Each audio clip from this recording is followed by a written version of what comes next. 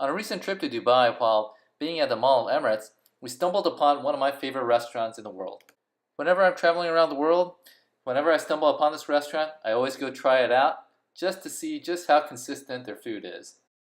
If you're a foodie like me, you know what I'm talking about. The restaurant is Tai Fung. It's a restaurant that started out in Taiwan and has since branched out throughout the world, but the specialty that they serve is Salim Ball, or steamed dumpling. Here's the menu for Din Tai Fung at Dubai. On the surface, it looks exactly the same as every other Din Tai Fung that I've been to.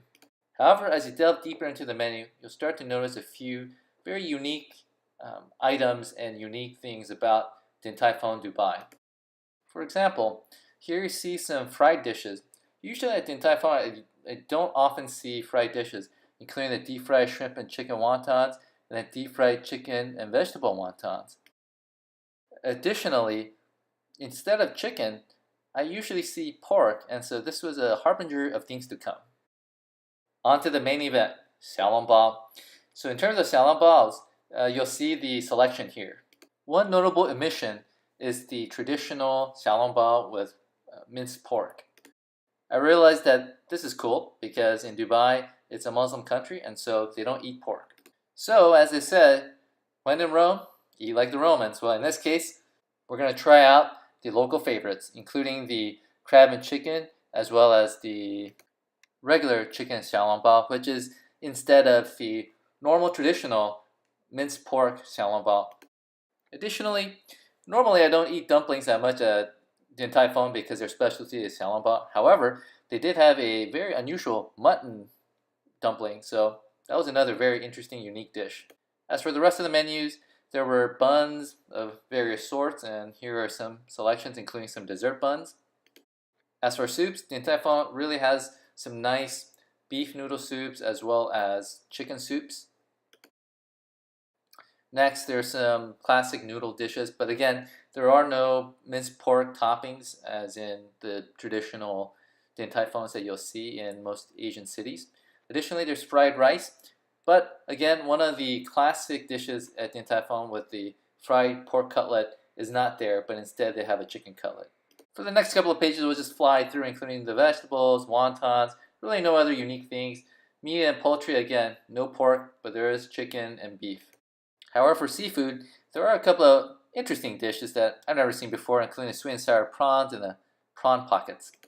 Rounding out the rest of the menu includes the dessert and some rice and tea and drink selections. To start off, we had hot and sour soup. This is one of my favorite soups, and I had to try it. They did a great job here. It was very spicy and sour, so they really hit the spot and very right on point. It's hot and sour soup. Actually, pretty spicy and very good flavor, actually. Better than the U.S. hot and sour soup at the Din Tai Fung in U.S. Next came the crab and chicken Salim Ball. It's indicated by the little dough crab that's seen in the bottom of the picture. To eat Salim Ball, you need some ginger. They usually give you a little dish with shredded ginger, and you usually serve it with some vinegar. To eat a proper Salim Ball, you probably want to nibble off a little bit of it, and then you allow the soup inside to drain out so that you don't burn your tongue. And then, right away, you devour that darn thing. For those of you interested, this is what the chicken and crab Salim Ball look like. Definitely can taste the crab inside, so they definitely included a good amount of crab in the Salim Ball. As for the standard chicken Salim Ball that they had, there was no chicken doughy cute animal there, but regardless, they were still good. For the chicken Salim Ball, I was actually quite impressed with the flavor. Normally, whenever you think of chicken Salim Ball or chicken dumplings, oftentimes the flavor is pretty bland, but in this case, you can actually really taste the chicken essence. Again, this is the deconstructed inside of the chicken Salim Ball. There was a decent amount of soup inside the Salim Ball, so it really came out just right. Lastly, we had the mutton dumplings. Basically came in almost kind of like a gyoza style presentation.